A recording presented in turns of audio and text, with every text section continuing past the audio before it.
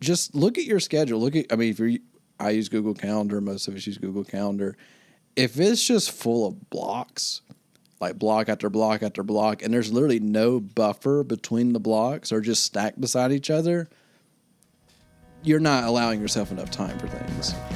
Hey, I'm Michael Panic. And I'm Michael Ray. And we're the Michaels. We worked together for 8 years and through many hopeful and hopeless situations.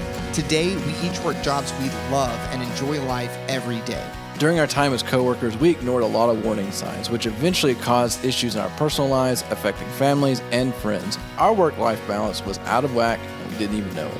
This podcast is all about recognizing potential issues and advice on how to correct your course of life and work. This is Work-Life Balance. Welcome to episode number 5 of Work-Life Balance. So glad that you are joining us today. I'm going to jump right in and say a couple of things up front. First off, if I sound terrible, it's because I have an upper respiratory infection. I've been dealing with it for a couple of days. We actually put off doing the podcast yesterday to try to get me better today, and I can actually speak today, so I think that waiting was a good plan. In like good old times, I'm still cracking the whip saying we got to get it done. So some things never change. Some things never change, and some things never should, because if it wasn't for that whip cracking, I'd never get anything done. Also just wanted to say, we, guess last week we didn't put on an episode. We kind of boosted our first 4 episodes to try to gauge some, feedback and get some response from people. And it's really been overwhelming. Super appreciate everybody's feedback and, just so many people telling us, this is important and that this is like what they needed to hear and that it matters to them. And that's really why we're doing this. If you have stories, if this has impacted you in any way, if you just have bad work experience stories, don't forget that you can always email us at worklifebalanceshow@gmail.com. We really appreciate those. If it's not even a guarantee that we're going to throw you in the episode. If you're worried that we're going to tell your story and you feel uncomfortable about that, just email us. I mean, we just want to hear your experiences and we may just store it away in the back of our minds. Yeah, I mean, we can make it completely anonymous, change everything about it. The story from episode 2 was we changed a lot of stuff about it. A lot of things. But you didn't know that, so that's the whole point, though. So, but yeah, I mean, please send us, even if you have like, hey, I can relate to this, or you're describing exactly what I've been through. Well, let us know. I mean, I'm glad to hear that you can recognize what you've been through and you moved and hopefully moved in a positive direction. But let us know because we want to hear what we're talking about is relative or not. And I will say that the people I've talked to personally, they're all like, yeah, there's a lot of things you guys talked about that I've experienced recently or I didn't realize it till I was out of it like you guys were. And so we all want to kind of be collaborative with that because it just makes our episodes better because we want to.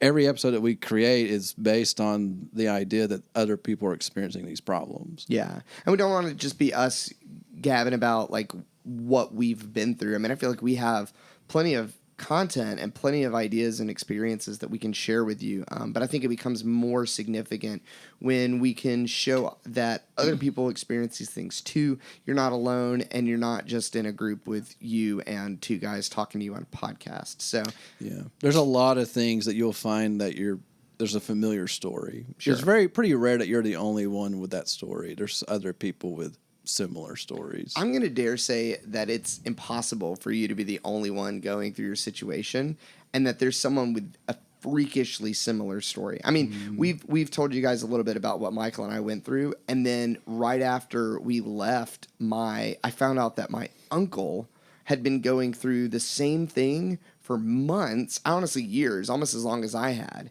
and quit and dealt with the same type of repercussions. It was like very similar.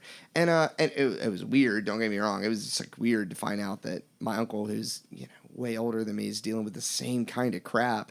But he, his experience was so similar and it made me feel really positive. Is one of the things that really encouraged me to do this podcast was like, wow, I feel better. Not that he went through this, it just knowing that I'm not an idiot and I'm not alone. I mean, somebody like my uncle who I think highly of with the same thing, it's like it can happen to anybody, basically. So Yeah. love to hear your stories, love to hear your experiences, and we just really appreciate your feedback. So get in touch with us. We love to hear from you. I'm saying love a lot. I guess I'm in a loving mood. And he hasn't taken his medicine yet either. So, speaking of feedback, though, so Panic, tell me about your experience with the clock change for sleeping. Okay, yeah. So 1 or 2 episodes ago, I don't remember how many it was, we talked about, I guess it was the last one, we were talking about physical effects, and we talked about sleep and not getting good sleep. And I made a promise that I would stop sleeping with my phone, that I would stop using my cell phone as an alarm. And I have done it, and it has made a huge difference. I was really not expecting much, but holy cow. What I did is, the way my You semi cheated. not exactly, not exactly. Technology is still waking you up. It's still technology, but it's more. I mean, it's no different than an alarm clock, right? Yeah. I'm using my Echo Dot to set an alarm on. It sits on my bedside, so I can still, just say Alexa stop or Alexa quit, whatever.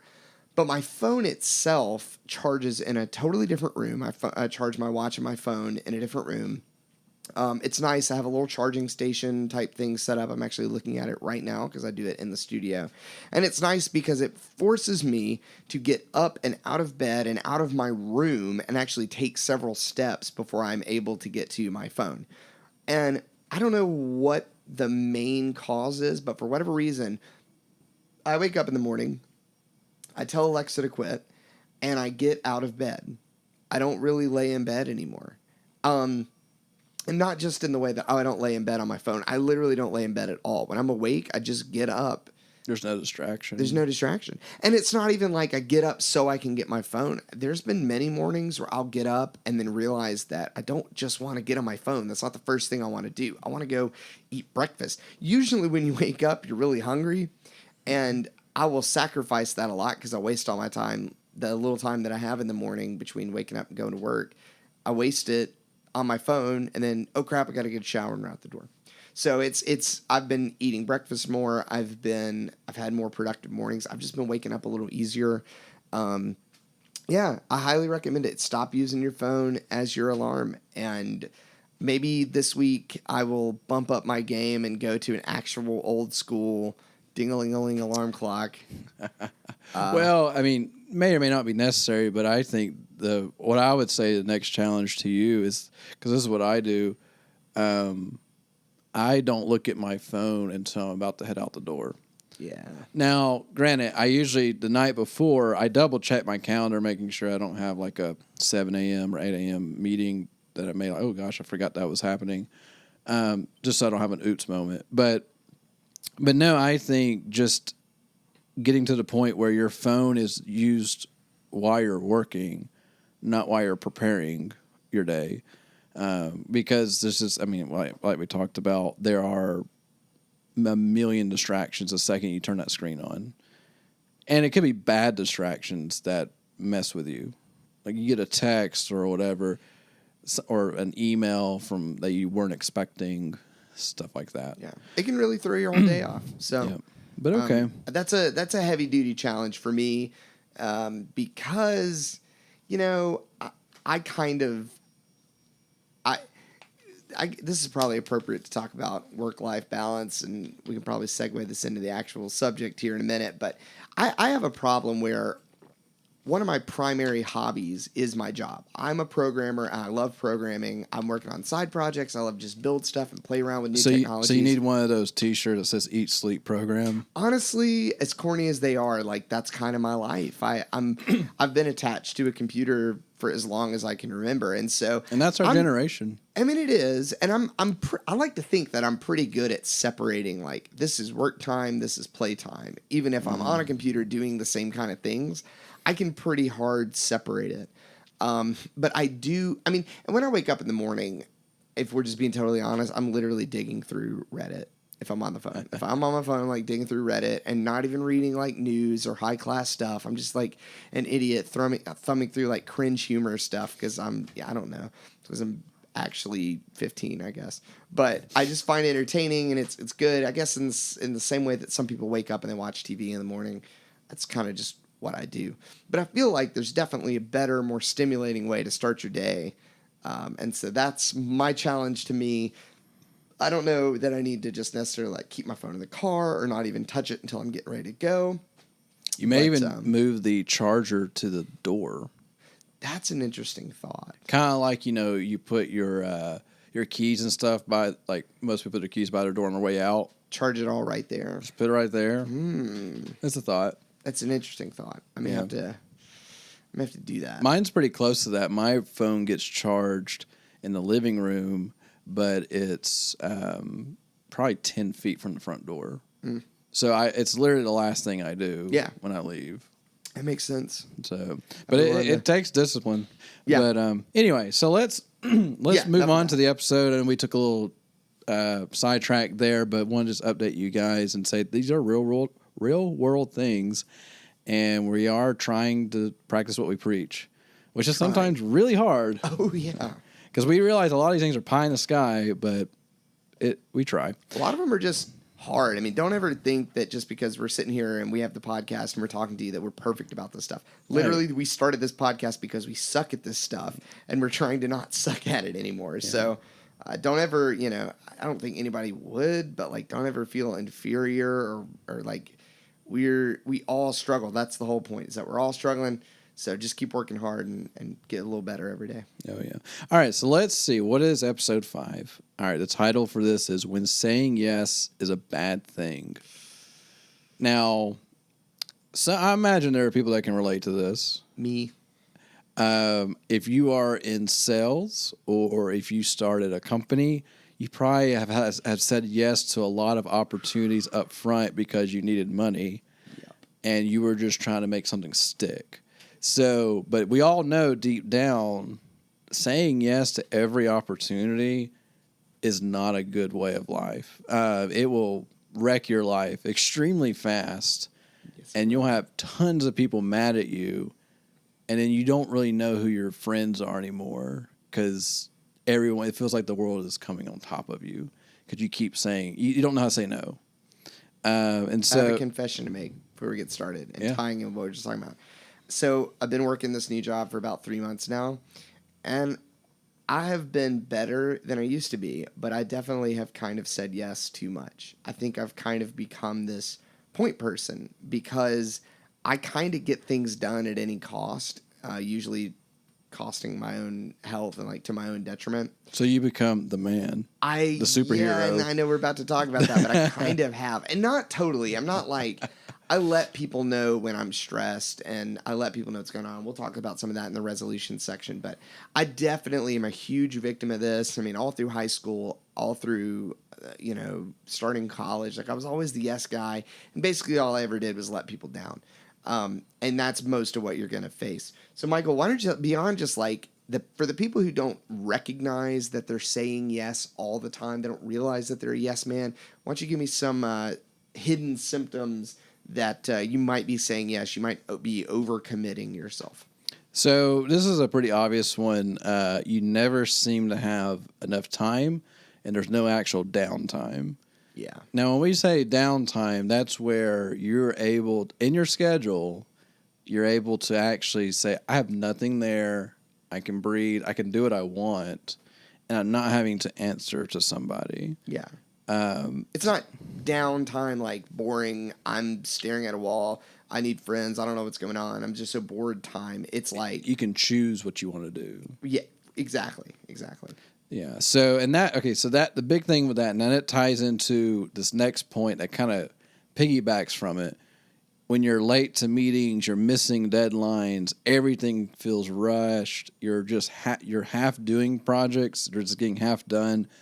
Or if you ever experience where you've done a project or you completed something, you hand it off to the client or your superior, and they fire back and say, "This looks rushed," or you missed a ton of obvious things. So, can I confess something? Yeah.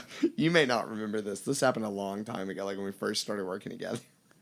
I remember a lot. It was one of the first times I think you were managing a project, basically, and you asked me to do a graphic, like basically a logo mock-up or like a little temporary thing for one of our clients. Yeah.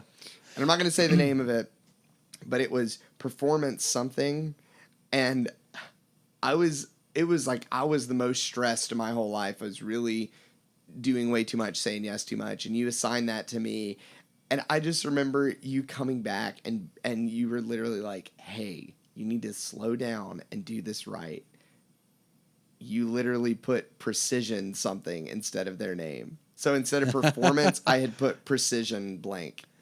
Like, that's it was funny. so incredibly wrong and like just, mailed it in type. Yeah, crap. You don't remember that? I know who you're talking about, but I do not. You don't remember that? No. Oh, it was embarrassing. I was really like, you had even like, it was not a big assignment. We changed the name of your company. Basically, yeah. I was really embarrassed about that. I've held on to it for a long time because of this reason. I was doing too much and I just crapped all over the work. Yeah. Well, and I think too. So I try really hard to be cautious of saying yes to a lot of stuff because I know there's a lot of people out there that. Now, I'm not saying it's a bad thing, but you hear about the side hustle, and there's nothing wrong with a side hustle.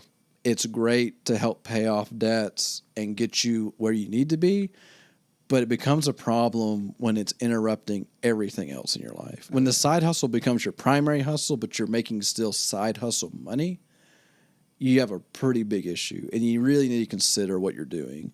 And I know that I'm not going to lie. There was a point where I was working 3 jobs at one time, and it was torture because I was playing this balance game, and I could get nowhere with it. And because I was diverging my time among 3 different places, I could never reach that excellent point with any of them because I just didn't have the time, the effort, the mindset, the energy to do it. And so... And that's that going back to saying it, like when somebody, can you do this? Sure. Can you do that? I mean, it's just on and on and on and on and on. And just to let you know, like my wife is a wedding photographer. And so photography was my hobby at first. And for you photographers out there, you know this. Hey, you got a camera? Can you go shoot XYZ, this? And at first, like, yeah, I get paid to use this camera. This is awesome. And then all of a sudden, you're running around all over town making like $50 here, $100 here, and they're demanding the photos, the same day, and you're just kind of scratching your head. What am I doing? There's a lot of that goes on, and you just have to be careful with that because sooner or later, it's going to catch up to you. It's going to bite you.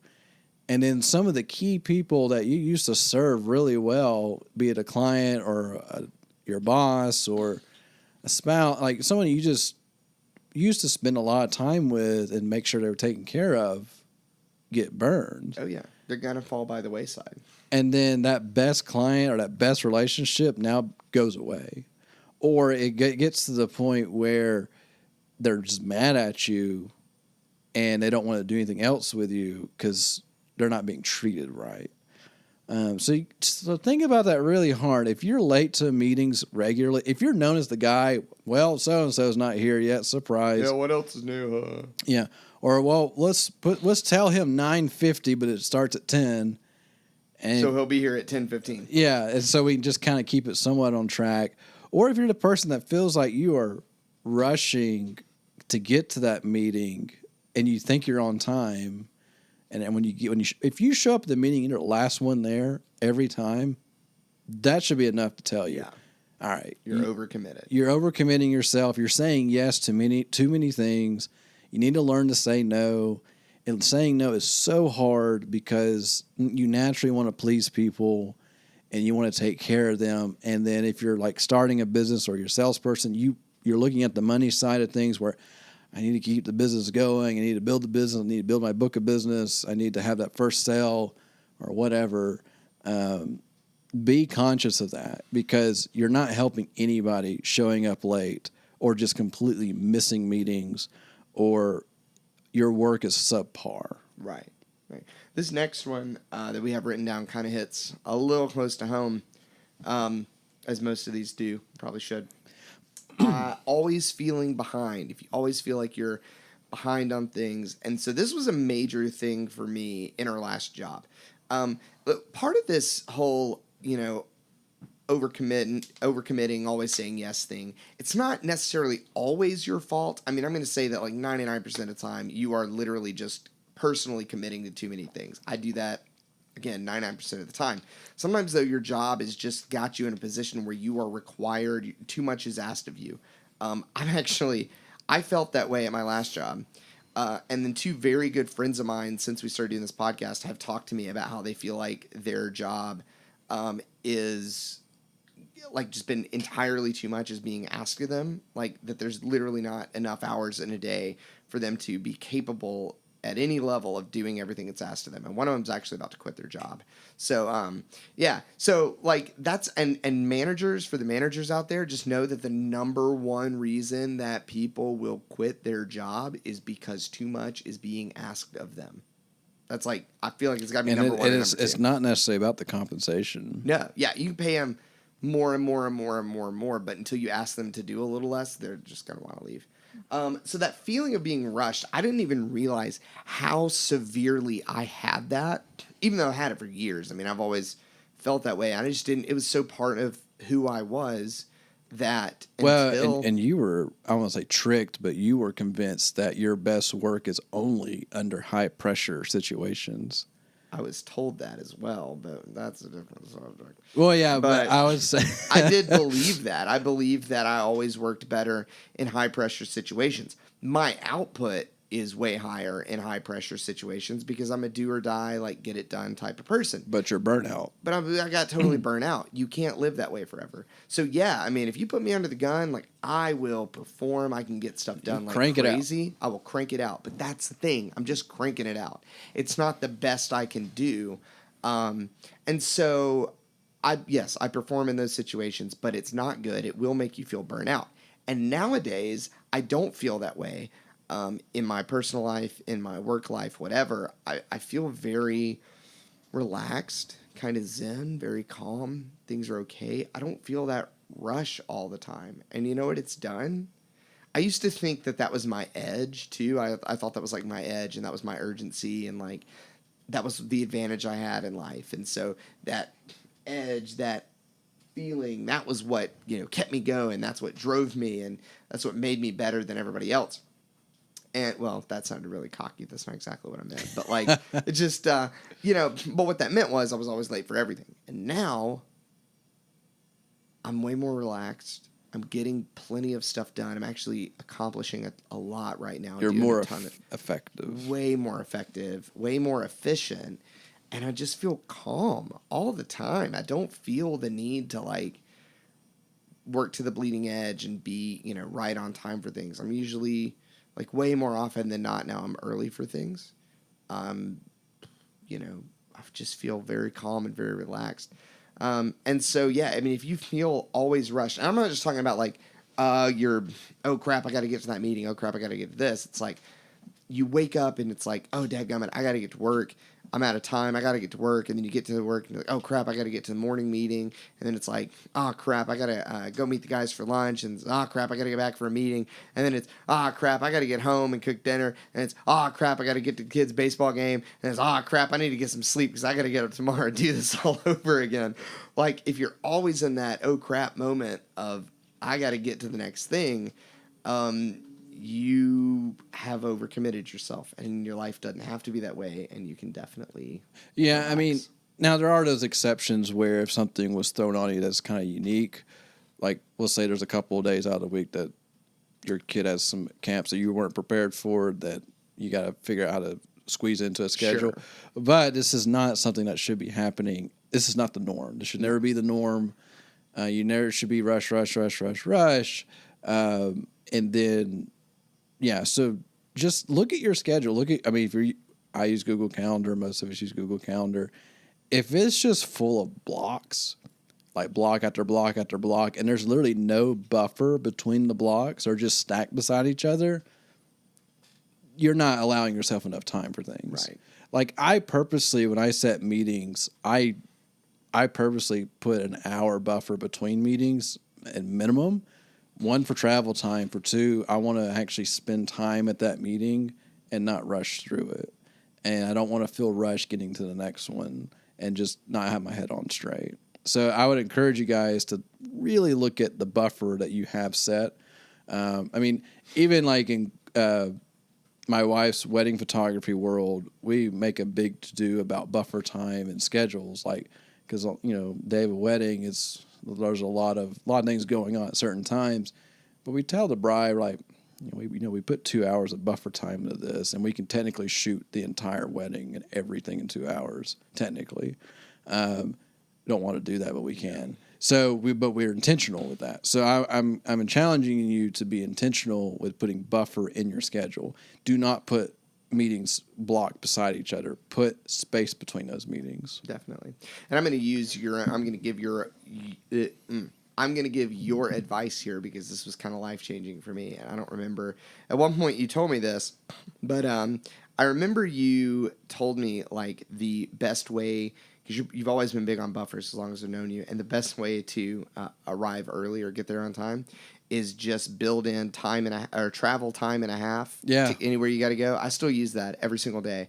It's like, if you know it's going to take you 10 minutes to get somewhere, you need to leave 15 minutes early. Mm-hmm. If you know it's going to take you 30 minutes, you need to leave 45 minutes early. If it's going to take you 5 hours and you've got to be there in 5 hours, you better leave 7.5 hours early. Mm-hmm. It's just brilliant. I mean, it just works every time. It's crazy, but it works every single stinking time. Yeah, because reason why I've always said that is because you don't calculate how long it takes to get from your office to your car. You don't calculate the traffic.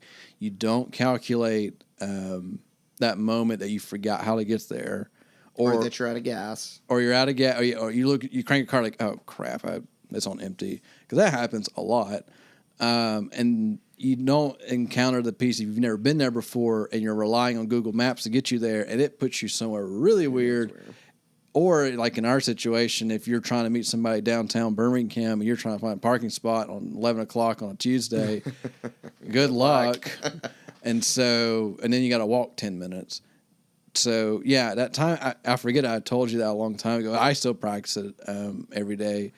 But because the goal is that you should be calm in your travel. You don't, like, a lot of people have wrecks because they're in a hurry. Most, I would say. And if you just, like, I don't get in a hurry going anywhere. The second I do get in a hurry, I tell people a little bit more than I should. I maybe try to run a light, or I speed. Don't do it. Like, just take a breather, leave a little early. I mean, sometimes I know you can't always leave early, but just take your time. You're going to have far few wrecks probably.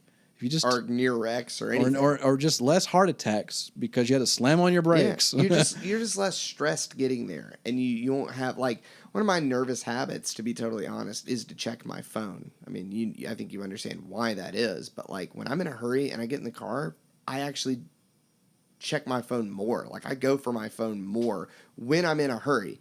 That is such a terrible combination. Oh my gosh. But, like, as long as I'm relaxed, as long as I'm not in a hurry, not rushing around, I usually be okay. Yeah. So, yeah, the next one, I feel like this is, and I know, Michael, I know you wrote this, but, like, this perfectly describes you. This is, like, everybody thinks of you this way, and it's because of overcommitment. So tell us about it. Yeah, I did write this because I hate this term. But people call you the man or superhero or, the expert of everything. Golden child, whatever. Whatever. I'm the golden child. What are some other fun names? And it's so funny because I remember when I got this title when I was 15. I was working somewhere and they made a joke, man, you're the man. And what it was, I just did what I was supposed to do and just got it. I finished it. I finished what I was told to finish. And I was like, oh, great, this is a cool term. I'm the man, just whatever. Throw yourself a party. And so, which sounds wonderful up front, but as time went on, it became this, you've said yes so many times that you've now become like every little thing. You can't delegate. I'll give it to Michael. He's the man. He can handle it. Yeah, he can take care of it, which meant that I wasn't delegating. I wasn't showing that there are other people in my life that can do a better job at this than I can. Because I was doing sure, I have a degree in information systems with a minor in marketing and a master's in business. Oh, wow. But hit that humble brag real quick. I have my MBA. I don't give us your pedigree, Michael. Hey, I don't put MBA at the end of my signature, so I alleviate from that. Don't ever be that guy. Anyway, so when you have those things where people are like, oh, you can do this, this, and this, well, I know a little bit about it, and I have the mindset where I can work I understand how things logically work, and I can fix things in quotation marks, but that's not what I'm supposed to be doing, and I don't want to become the point man for everything, because if I'm trying to be everything, I'm terrible at everything at that point, because I can't be an expert of everything. I just can't. Nobody can. No. You choose your expertise and be great at it, and then delegate the rest. Be T-shaped, right? The concept of the T-shaped person. For any guys that don't know what I'm talking about, this, and especially in the information age, in our modern age, the best thing you can be is a T-shaped person. That means, and visualize this in your head with me, you're T-shaped because you have broad-ranging knowledge. You know a little bit about a lot of stuff, and then you know everything about one thing. So it's like you spread out to the right, and then at some point along there, you sink way down deep into one subject, like the shape of a T. Yeah, everybody should be a T-shaped person. Have your specialty, have your expertise, and man, you can be the man in that subject. When something comes up about that one thing, that little subject, that little niche, that should be your thing, and you should own that. All the other stuff, you can be like, yeah, so I know enough about this to tell you that I'm not the person to do it. Why don't you talk to this person who their T is that? It's that classic, I know what I don't know. Yeah. So, or, you've heard people say, I know enough to be dangerous. Me. So you hear that a lot, and which should mean that they admit they know enough to ask the right questions. Yes. And that's the goal there. But going back to this, why I hate being called the man and the superhero or whatever, it just meant that I was a lot of things to a lot of different people, and I couldn't escape that. I had to be the one answering the question. I had to be the one fixing the problem. I had to be the everything.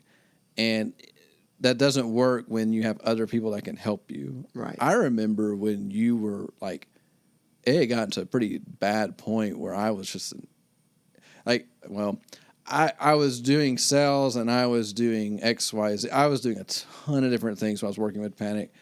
And there was a point where Panic's like, what can I do to take off your back? And I said, I don't know. Oh, yeah. And I was like, no, Michael, like, give me all of these things that you're doing. Give some of them you shouldn't be doing. I should be doing. Like, what can I do? And you just literally had no idea. Yeah, because I was still hanging on to this. Well, I got to take care of people, and it wasn't like I didn't trust you. I just literally did not know how to hand that off and it still be successful. I didn't know what that looked like. Didn't know how to delegate. I'm better at it now than I used to be. I still struggle with it, but I've definitely have, like, people say pick your lane. I've gotten better about picking my lane and not trying to spread across all, So I'm doing a lot better with that for sure. It's important. So, which then goes into this: you feel like you have to say yes and resist saying no, or ending the relationship. Yeah, I think a lot of people deal with this. They're in those toxic situations where they feel like, if you don't say yes to me, I will make your life hell. I will not speak to you. I will abandon you. Or my business is over because I didn't say yes to this client. Yeah. And for the business owners, I feel like they feel that way way too often. Especially, for you business owners, that first client that you had, obviously you said yes, and you probably gave them the deal of their lifetime, and they don't know that. And then at that point, they kind of tug at you a little bit. Hey, can you do it? Yeah, because you became that person that can do everything for you, or you can do everything for them. And all of a sudden they're asking you for things that you just don't have time for. Right. But you keep saying yes because you feel obligated to say yes because they were your first client or to help you get off the ground, which is great. And did you perform the service that they requested? Yes. Okay, well, great. You did your part. They paid you. That's called business. It's a transaction. You agreed upon something and you did it. So, but then at this point, they take advantage of it. They take advantage of you saying, sure, I'll do that. Sure, I'll do that. Sure, I'll do that. And all of a sudden you are in the weeds of something that doesn't benefit you. You get paid for it, but then you probably spent more money and time than what you got paid for. Absolutely. And then here you are, and they're asking for more. What do you do about it? Like, what am I supposed to do with this? You've set the precedence that you're going to say yes. So now you better say yes. And then you convince yourself, if I say no, they're going to fire me. Okay, well, that's worst case scenario. But weigh it out. If you say no, and let's play the worst case scenario. Let's say you have a client, and they were maybe one of your first clients, and they were great at first, but they kept asking and asking and asking, right? And they didn't necessarily pay you accordingly to what you did for them. And it got to the point where you're just too much. So you're at this point like, okay, I need to start saying no to them or hand them off to somebody else. But I'm afraid they're going to fire me. All right, how much are they? Let's say, okay, they represent 2% of your revenue. 2% of your annual revenue. Can you lose 2% and be okay? Can you lose 10% and be okay? Can you lose 20%? You have to ask yourself, can you do that? Right. Is it worth it? And then the next question is, can you replace them? That's sure. the big one. Can you replace them? Absolutely. You got them in the first place when you were at your worst, when you were just trying to get something happen. You had no credibility for what you were doing, and you got them. So you can replace them. There are other fish in the sea when it comes to business, and you're perfectly fine with going out and finding that next person because now if you're a credible company, you now have a background of it, and it's a lot easier. Sure, it's competition, but ultimately you can always replace them, and you can probably find a better replacement, and you'll end up growing because of it. Don't look at that as it's going to end your company. Now, granted, if they are 50% of your company, yeah, that's going to hurt. That's going to suck. That's going to not be good. But I'll give you a good example. So when Panic and I were working together, we had a particular client that would send us business regularly. Like he was kind of like the in between. We'll just say, kind of like a marketing company, and they were hiring people like us to do part of their business, which is normal and fine. And we were used to that type of relationship. But it was one of those things that we just kept saying yes to him, and we didn't realize, like, whatever he said on price, sure, it sounds great. Because we were like, these are great clients. This is awesome. We're growing-ish. And it was sucking us dry. Mm-hmm. Like, we would say yes to a project with this person, and it would take 5 times the effort to complete compared to if we sold our own project directly. And because of him, honestly, because he was incredibly demanding. And we weren't even on expectations. Yeah. The expectations were completely off kilter, and it wasn't a good situation. It wasn't a good relationship, but we kept saying yes because, like, he kept saying, I would, what do you say, like, something with, what's a carrot? Sitting there. Oh, yeah, just dangling the carrot in front of her face. Yeah, you're almost there. Hey, we got, I had these great relationships, these big companies. Big clients, yeah. Oh, I'm going to get you with these guys. Oh, I'm going to get you this guy. I'm going to get you this group. Just need you to take care of these now, and you'll be on my short list. And like, okay. So we kept saying yes, and then finally it got to the point where it was wiping us out. Oh, yeah.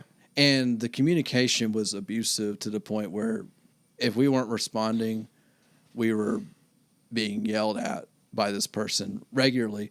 When I say not responding, I'm literally saying, I remember getting a text once in church. Oh, I forgot about that. And it was literally, hey, where are we on this, this, and this? And, I made a mistake. I responded to him. Here I am in church listening to the choir. And I look down my phone. He asks this question. And I know he's actually on vacation on a beach trip, which is mind-blowing to me that you think about it. Text me that question. And I respond. I said, yeah, we'll take a look. I'll let you know tomorrow because it's Sunday. Literally Sunday. I don't want to work on Sunday because I'm not going to make my guys work on Sunday, right? And it's not due on Sunday. It's not due on Monday. You know, if it was due on Monday, okay, that's acceptable. But, you know, I responded with that, and he exploded on me, just like, just going on and on and on and on. I wish I could find a text, but that was like 7 years ago.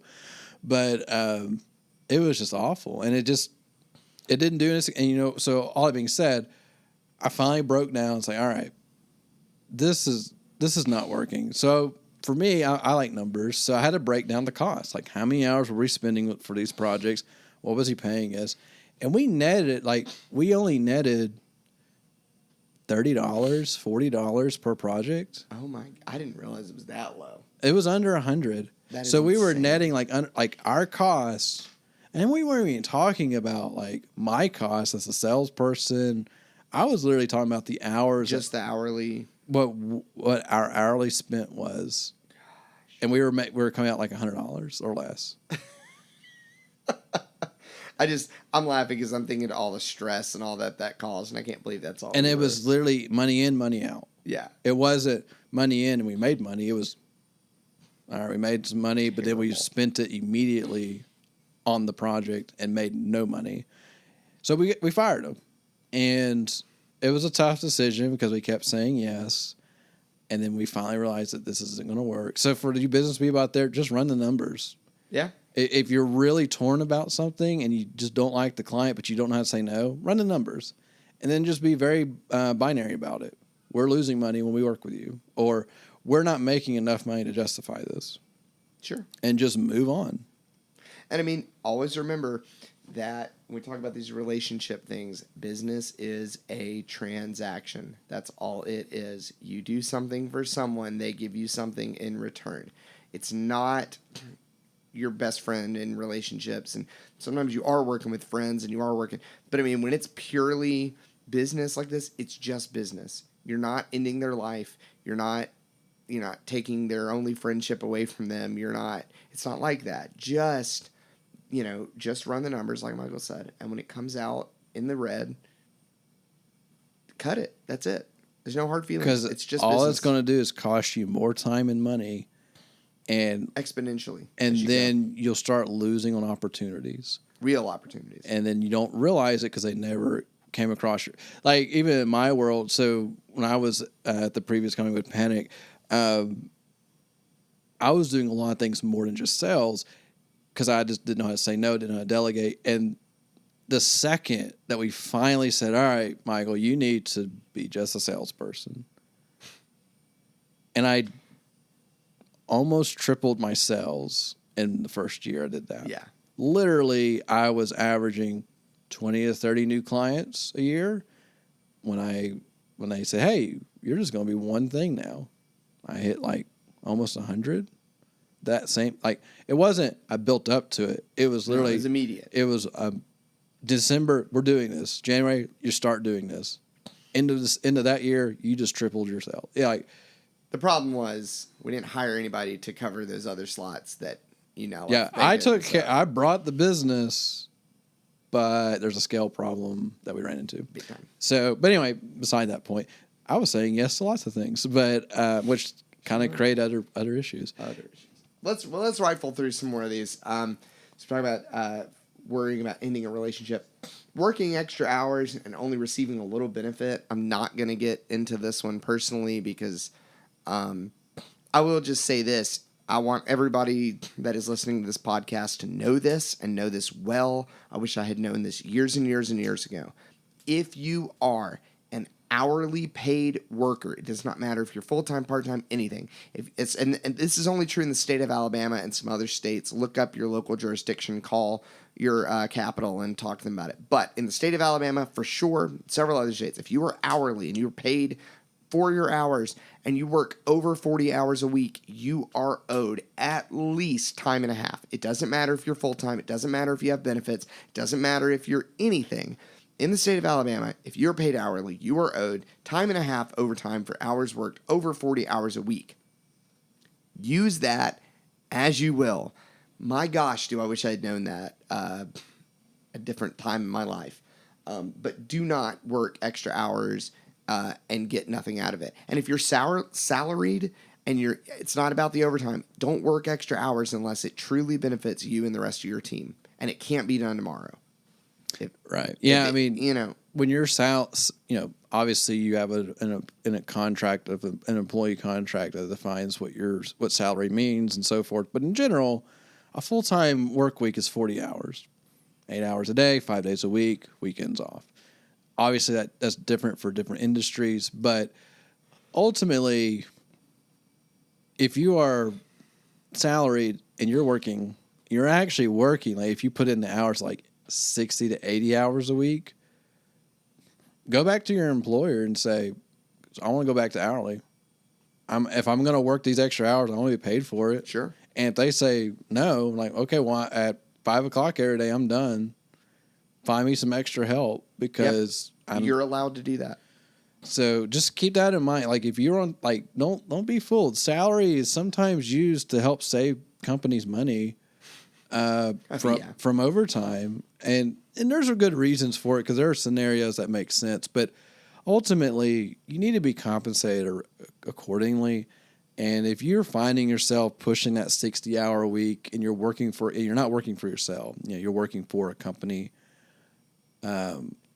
consider going to hourly rate. Just take a look just run the numbers, and if it looks like you're never going to go below 60, you're always sitting at that 60 plus. You're never going to hit that 40-hour mark. You're always just going to blow right past it. Think about that. So anyway, but yeah, there were a lot of times like if you ever hear burn the midnight oil, and you've already spent 50 hours that week, and you're told to keep burning the oil, you're in a position I hope that you're compensated accordingly. Honestly, I hope there's at least a bonus or your time and a half or your overtime, because that's a reality. Yeah, and you gotta be conscious of that. But yeah, let's move on to some resolutions for a lot of this. Obviously, I'd love to just sit here and be like, yeah, the resolution to saying yes all the time is just to not say yes all the time. Well, that's adorable, but I know you people because I'm one of you people, and that ain't gonna happen. So beyond just trying to say no, I think one of the first things we have written down here is determine what you are excellent at and what you were hired to do, and do that. Don't become the everything for everybody. Yeah, don't do that to yourself. Well, I mean, think about what is something you can do, and the main benefit is not just getting paid. It's got to be something that you are truly good and truly good at and truly love. That's the main thing, because those are the things that will not burn you out, and you can you can say yes to that all day long and get your little sense of internal pride and check off your little box, and you're not going to get burnt out. Right? You're going to feel okay saying yes to those things. They're not going to make you feel rushed and worried and hurried and all that crap. And the other thing is, like, you're trying to improve those skills all the time, right? It's good to say yes to those things. It's bad to say yes to time wasters and to things you're not passionate about, that you're not good at, the stuff that you just don't really care about. So Michael, I know, has plenty of examples of this. Why don't you tell us one? And I would say, too, a good manager will protect your time. Yeah, no, that's true. They'll protect your time and keep you on a right path, because for me, a great hire is someone where they're good at what they do, they want to excel at it, and they bring things to the table to make it better. If they're part of a department and they want to improve the department, that's because they're in their area and they're making it as good as they possibly can. Now, there's nothing wrong if you want to move up in the company. No, nothing wrong with that at all. But just be careful that you're not getting all these people, hey, you're good at computers, aren't you? Can you fix my printer? Yeah. Why is my keyboard not working? And all of a sudden and it goes into this. If you're hired as, I put this example because I know there are some techie people that can relate to this. Software programmers trying to do IT work. So you're having like a guy that's been hired to code something. And because he's good with computers, because he's on one all day, and he does pretty unique things with computers, all of a sudden he's getting asked to, hey, can you fix my laptop? I can't get this program to work. Can you fix that? Can you fix like I said, the printer, the mouse, the keyboard? It won't turn on, simple things like that. And all of a sudden, you're supposed to be programming 6 to 8 hours a day, and you're programming 3 hours, and the rest of the time you're trying to help people. And then they get mad at you because you didn't help them. It didn't work. And you're like, I wasn't even paid to do this. Why am I doing this? And then from the standpoint, a manager should step in, recognize that, a good manager should see that, recognize that, and stop it. Hey, your time is more valuable than the crap you're doing this. We're not. I mean, I'm experiencing that really for the first time in my life right now. I have incredible managers that, like, I have heard the phrase, his time is more useful in other places. And that just like blew my mind, that they were like, yeah, your thing is this. You don't need to do that. We're going to let you do this because that's what we hired you to do. And that's where you are valuable to us in this company. That was amazing to me. That's a great feeling. And so just remember that. Remember that that's why you were hired. Remember that you have your expertise and that's what you're here to do.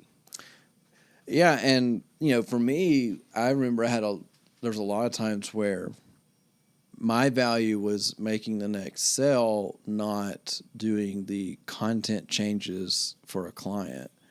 Content changes that literally anybody could do, but I felt obligated to do it.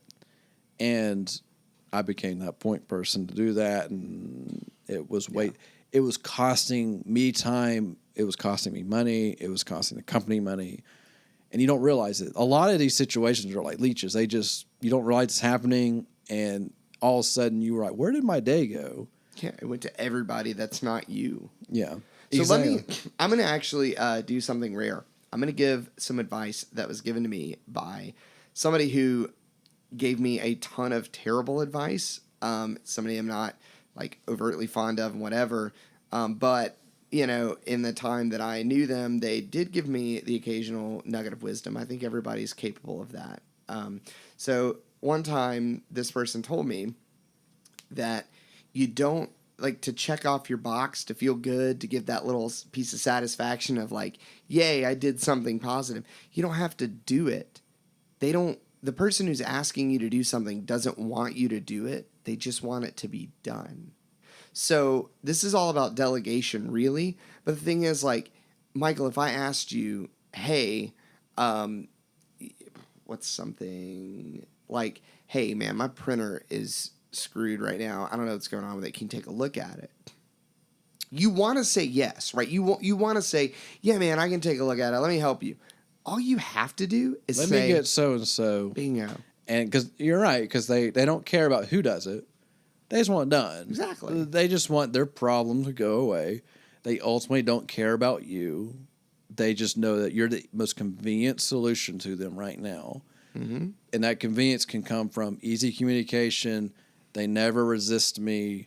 And they're not even trying to be mean about it. No. It's just that, as a human being, you naturally want to, you're going to take the easy path. You're going to take whatever's simple, what you're used to, what's familiar, and you're going to go every time. Because you're afraid of change. You're afraid of a new relationship to fix something, something like that. But no, yeah, you're right. Because if they came to me, my natural reaction is like, yeah. Because in my head, I'm like, I can fix it. Let me give you a really good real world example. This has happened between us. I don't even know if you know this. I'm pretty sure you do, but so I have a camera. I'm a guy with a camera. I do video work. I'm mostly a videographer. When it comes to that kind of stuff, I love it. I enjoy it. I don't do it nearly enough anymore. I miss it. But, I love video. But I have still photography cameras. I've done still photos for family, for friends, for my mom, whatever. So, somebody comes up to me and they're like, hey, do you photograph weddings? This is the example I've got. And I was like, no, I don't, because I am terrified of ever photographing a wedding. Even though I've done it now as a special situation, never do it under a normal circumstance. And the thing is, that person doesn't want me to photograph their wedding. This wasn't some personal close friend that was like, you're just the only person that I want to No, they just needed a photographer. So I said, no, I don't. But I didn't feel rude because I said, no, you need to talk to my friend Michael and his wife Courtney. They are the best photographers that I know. Boom, period. And they said, oh my gosh, that'd be great. And I said, here's her number. I'm going to let them know that you're getting in touch and that you're a friend of mine. And they feel like they just got the royal treatment. You just gave them the hookup, man. Yeah. Like, you did something for them. Mm-hmm. You can't feel like, man, I just couldn't help them. You did help them. It is amazing when you connect people, and because you just did a bigger, you did a bigger favor for them than they didn't actually do in the work. Yeah. Because you connected them to the right person that's going to take care of them. And do it well. And they're experts at what they do. And then everybody wins because the person asking for it gets good service. You're not stuck doing something you really don't want to do, which you realize that the end result will probably be bad or just not great. And then the person you pass it to is like, all right, I get to do what I'm excellent at and keep doing it and maybe get compensated accordingly. So, but yeah, I mean, there's a lot of that goes on in this world just because, I mean, there's a generational challenge where we're the, you know, if you're the young person in your group, all of a sudden you're the tech person in the group. And so you have older generations that are probably in their 50 plus and they're like, well, just get the phone to so-and-so, they'll figure it out, you know, which is fine and dandy, but that's not the idea because there are plenty of people that have gotten sucked into those things and they have become the expert for that. And then, not, you know, they're not supposed to be doing that at all. Right. So, yeah. Let me give one more that we didn't write these down, but this is just off the cuff, just stuff I know to be true. The other one is when you know that somebody is coming to you with like a half-baked thing that they need and they're just trying to cover their crap, throw the ball right back in their court. Never, ever, ever do something for somebody when they don't even know what they need. They come up to you and they're like, I have this idea. I have this idea, you know, I'm not really sure what to do with it, blah, blah, blah. Here's what you offer to them. Here's what you, when they're like, you know, I get this a lot because I'm a programmer. Man, I've had this idea for an app. And sister-in-law, if you're listening to me, I swear this is not about you at all. Yours is the best idea I've ever heard. But I get a lot of people pitching stuff to me a lot. And so I just really want to point out that it's not you. It's okay. So many other people, though, have come to me with just terrible app ideas. Literally like, I'm going to make Snapchat, but it this. I'm going to make Instagram, but it this. And it like, oh, it's terrible. So many bad ideas float around. And the thing is, most of the time it's just like, you know, I've been thinking about an app that does X. And I'm like, I want to just be like, okay, well, to do that, you would have to do X, Y, Z, and here's this other thing, and here's something else to think about. And you mean it doesn't just work? You can't just do it tonight? That is such a wastoid conversation to have. So if somebody comes up to me and they're like, so I want to make a game where you build a house and you decorate it, actual situation that happened. I remember. You remember this. that? That was a weird one. And because I didn't even know this person. This was like a rando on the internet. This was like a random cold call type total thing. Random person. And I remember this because she was comparing. Was she comparing it to not Candy Crush, but some other game on Facebook that she was playing? She's like, "Yeah, can't we just? They do this. It looks real easy to do. Can we just duplicate what they're doing and just copy it?" Basically, yeah. Just wanted me to like bootleg a game for her, which I'm not even a game developer. Like, I'm not doing this, whatever. And so, you know, just telling me about how easy it was. And so that was a conversation where I realized she had no idea what she was doing. And so the response was not logical, real things. It was explaining to her, hey, you need to think this through. So I just I did it not in a rude way. I was just like, you know, so what you're talking about really is starting your own company. And she was like, well, no, I mean, I just want to build this game. And I was like, okay, yeah, but, you know, you haven't really thought about that. And I just took that one nugget thing she has not examined, really. She hadn't thought about the fact that, yes, if you want to start a system like she was trying to do, this whole massive online game, it's a company. You have to have people that you've hired to do it. It's a business. And she wasn't thinking about it that way. I honed in on that and threw the ball back in her court, and she realized, like, oh, wow. The most common one I get, though, is, hey, look, man, I really want to learn, like, some coding. Like, I really want to learn web development. Would you ever be down to, like, teach me some stuff? And once again, I have a friend who I feel like you probably think this is aimed at you. I swear this is not you. You know who you are. But a lot of people just be like, could you teach me some stuff about coding, about programming? And what I do in that situation is say, sure, hey, how about this? Let's get together. I've got some stuff going on this week. How about next week you call me and let's figure out a time next week that we can get together. And I'd love to just like get coffee and run down the basics. Guess how many times people call you back? Never.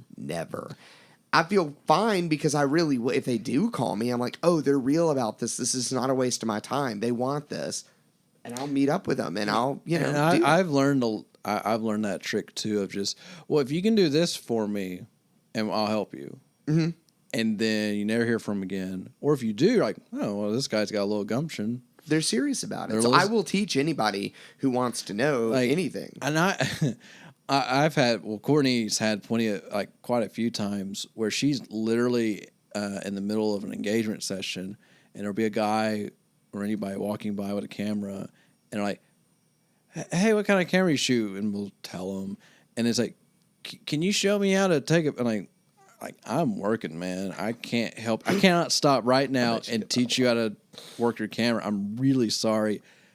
I just can't. I'm on a time crunch. The sun is going away. These people are paying me money right now. They're paying me a lot of money to walk around right now and take pictures of them. I can't stop at everything I'm doing and help. I'd like to help you, but I can't.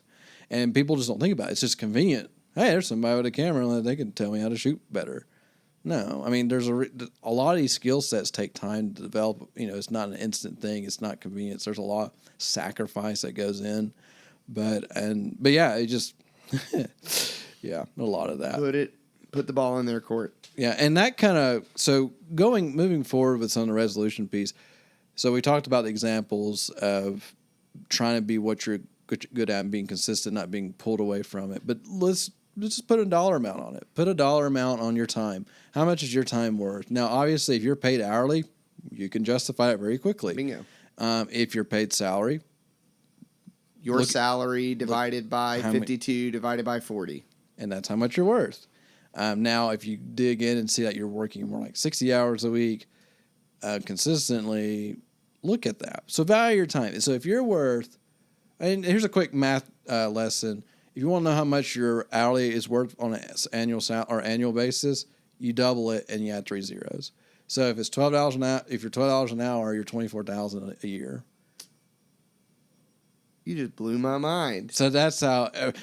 So Panic, if you ever wondered why I could calculate how much somebody's going to cost us, that's all it is. That's a good trick. I had no idea. So if somebody says we're going to give you a $2 an hour raise, that's $4,000 back in your pocket annually. Yeah.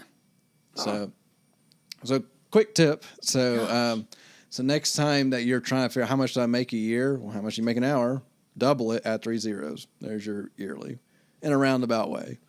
Math tips with the Michaels. There you go. Exactly. But no, so put a dollar amount on it, value that, because if you can't value your time at all, how are you going to tell somebody no?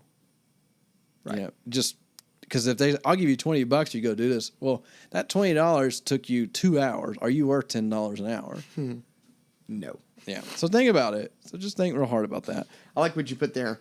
Higher prices keep the leeches away. Oh, yeah. Well, that's something that I've just learned over time that you have to, because there's a ton of people that just do it because it's cheap and waste your time, and they end up being terrible clients or just terrible use of your time, and you got to slowly up your price. So one interesting fact that I've learned, so Courtney, she has a mentor that she goes to quite a bit that's out of West Virginia on the wedding photography business, and one little nugget that this mentor said was, if you are booking for weddings, if you are booking more, let's say you're in July, and you've already booked more than half of your weddings for the next year. So if I'm in July right now, and if we shoot an average of 25 weddings a year, if we've booked more than 12 at this point for 2020, our prices are too low. Double. Just either double or you incrementally go up until you find that balance. I love the double your prices, half your clients mentality. Yeah. I told you that once. You did, and I've latched onto that forever. I love that. Which I actually got that from a guy that built and sold a couple of companies, and he said, I just doubled prices, cut my clients in half, and we're all better. But how often do you actually lose half your clients? The facts are you don't, and you make some more money. Yeah. And there's a balance there. Like, I'm always, I'm in sales, so I get a little nervous with the idea of doubling prices, but it is something that you have to think about because you got to value yourself. You got to make people value you. If I'm doing a service that's only in the world says it's only worth $100 to do it, okay, well, am I being paid that? What is your industry average? What should you be paid to do something and go from there? Because I'm not going to lie, that photography side, people blow up when they're like, you charge that much? Like, well, yeah, because that's what it's worth. That's what it's worth to us. And literally Courtney saw a video on YouTube and it was the video was odd about, it was what do you want to say? It was criticizing some photos, and it was criticizing more of the person, not the photo. And you just don't do that, right? Right. That's kind of mean. And there was a comment that went in, and Courtney commented back, and this guy just like lit her up, like, why do you charge this much? You actually why do you replace your equipment when you do? It's just on and on and on. And I was like, Courtney's like, can you look at it? Sure. And I told the guys, like, this is why we charge so much. If we break it down this way, this is how much we make, how much it costs. And I just broke it down. And then his next question, he ignored all of that. Of course. And his next question was, well, what do you charge for this too? And I realized, he's trying to fish for information. Because he's trying to start his own little company. He's trying to price things out. And I was like, I'm done. I just remembered another time where we're pretty sure we had a guy we thought was trying to get a website from us. And we're pretty sure that he, in maybe the most clumsy way possible, was fishing for our pricing information and trying to figure out, like, trying to scope out competition. That was just a interesting situation. He is the butt of our jokes to this day, which honestly, he wouldn't have gone to jail if he waited just a little bit longer. I know.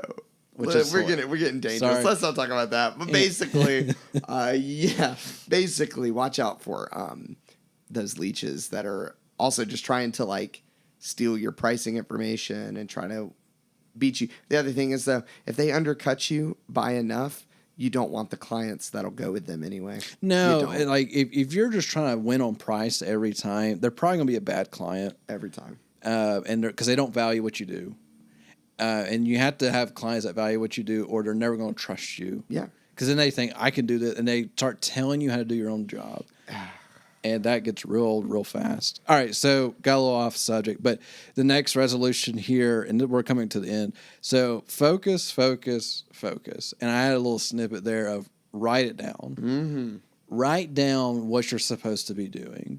Write it down. Write down a list of everything that you're responsible for right now. Actually, as soon as you get done listening to this podcast, take out your phone and make a massive list of everything that you're responsible for. Not your day-to-day stuff, but like quote-unquote projects that you have going on, work, life, everything. Write them down. Just write it down and look at it. What are things you can cut? Mm-hmm. What are things that are sucking time out of you that benefits nobody? If you said goodbye to it, do you gain from it?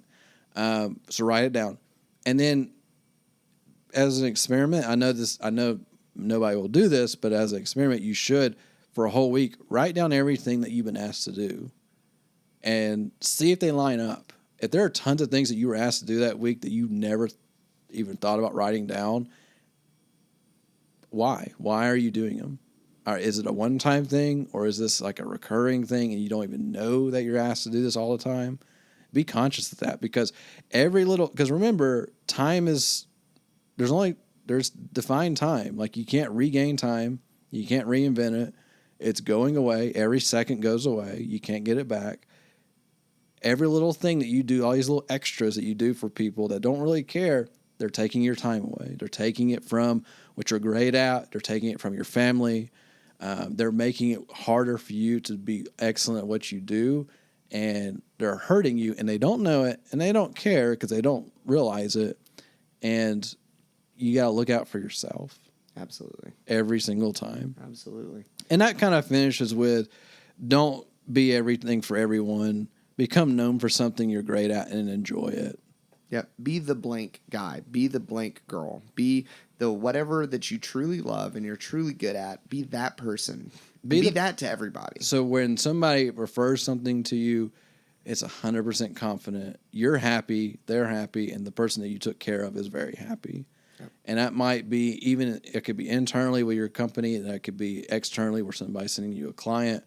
But be that person, because ultimately, if you can't establish that, then you're going to run into issues, and it's going to hurt you when you go home because you're never having enough time for anything, and Definitely. It just hurts. So, all right, guys. So we went through a ton of stuff. Just as a quick review here.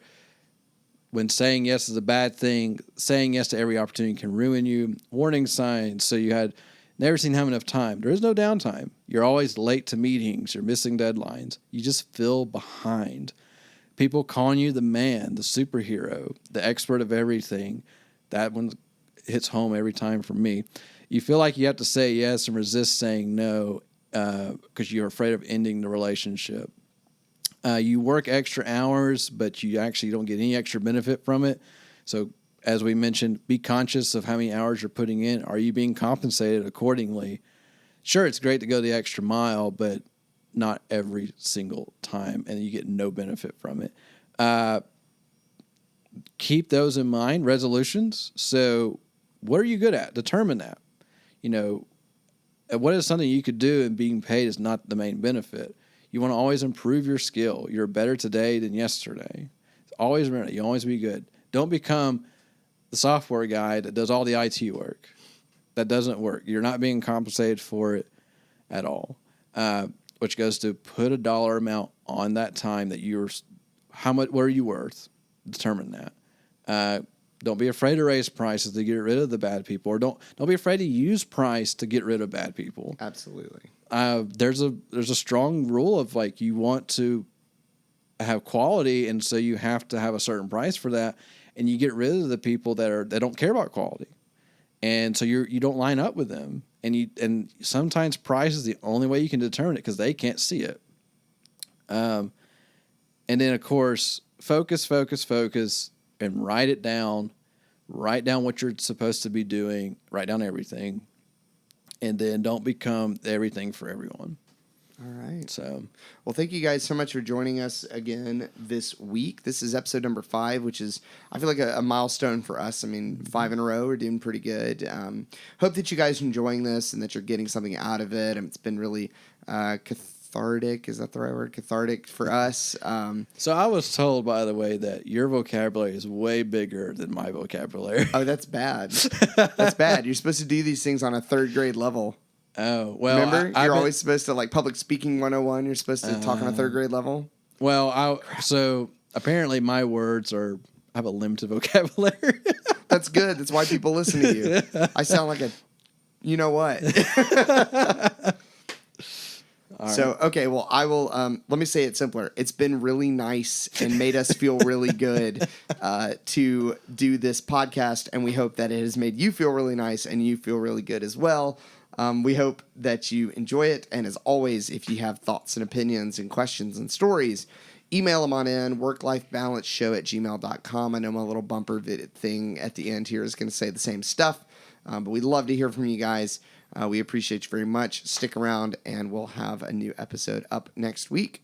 Yeah, sounds good. All right, see you guys. Thanks for listening to this episode of Work-Life Balance. If you have questions or stories you'd like to share, email us at worklifebalanceshow@gmail.com or call in on Anchor. We'd love to have you on the show.